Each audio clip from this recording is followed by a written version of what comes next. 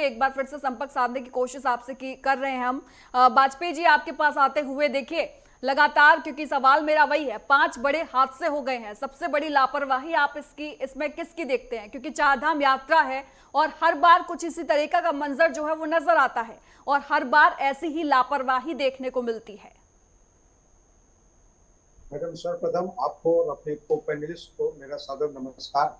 नमस्ते। आपका जहाँ तक ये हेली क्रैश की बात जो उत्तराखंड में केदारनाथ मठ पर हुई है, हम्म। मैं पूरी तरह सहमत हूँ।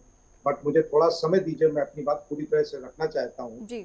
जब ये हेली सर्विसेज सेवा का उड़ान शुरू किया गया था, तो ये एक बहुत बड़ा वरदान व्यवस्था की तरफ से माना गया था, क्योंकि हम्म। बहुत से वृद्ध महिला पुरुष, बहुत से छोटे बच्चे और बहुत से अस्वस्थ लोग जो सामान्यतः केदारनाथ मठ जैसी कठिन चढ़ाई को चढ़ने में असमर्थ थे, उनके लिए एक बहुत अच्छी सेवा प्रदान की गई थी।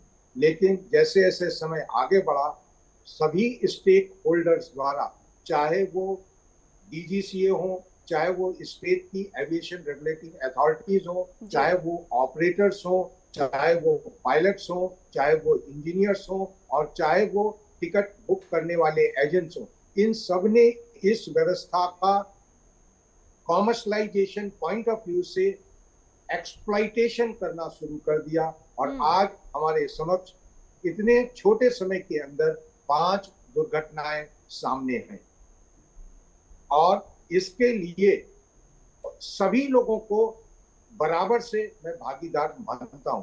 हम्म। बिंदुवार तरीके से अगर मैं अपनी बात को आगे बढ़ाऊं, तो सबसे पहले उत्तराखंड देश का इकलौता ऐसा राज्य है जो सबसे ज्यादा लैंडिंग चार्जेस रॉयल्टी के रूप में ऑपरेटर से वसूल करता है। एक ऑपरेट मैं यहाँ पे कोई भी राजनीतिक बात और किसी का भी पक्ष रखने नहीं आया। हम्म। मैं अपनी बात एक एविएशन एक्सपर्ट की तरफ से रखने आया हूं, और इस आशा के साथ रखता हूं कि जो चीजें मैं कहने जा रहा हूं, उन चीजों में सुधार की बहुत गुंजाइश है और सुधार की अपेक्षा रखता हूं।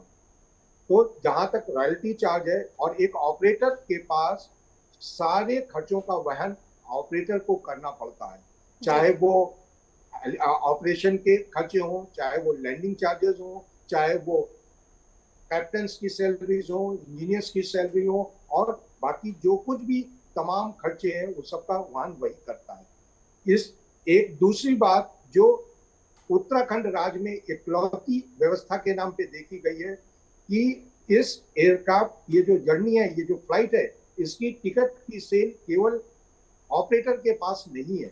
इसकी टिकट की सेल सामूहिक रूप से राज्य सरकार और स्थानीय प्रशासन भी करता है। हम्म। तीसरी बात, इस टिकट की सेल के ऊपर एक राज्य सरकार द्वारा कैप भी लगाया जाता है, इस आशय के साथ जिससे जो इंसान अधिक खर्चे की फ्लाइट का वहन ना कर पाए, वो भी इस सुविधा का लाभ उठा सकें। बट जब ये सारी चीजें रख दी जाती है, तब जो ऑपरेटर है और जो पायलट है और जो इंजीनियर है, वो मिले हुए टाइम स्लॉट, क्योंकि हेलीकॉप्टर की सेवा अंधेरे में वर्जित है, तो हम्म। सूर्यास्त के बाद और सूर्योदय के बाद और सूर्यास्त के पहले ही करनी होती है। इस टाइम स्लॉट में अधिक से अधिक लैंड, अधिक से अधिक फेरी वो करना चाहते हैं। उन जगहों पे फ्लाइट सेफ्टी को कंप्रोमाइज किया जाता है। ये इस ओपनिंग रिमार्क से मैं इस संवाद को आगे ठीक है बढ़ाना सर।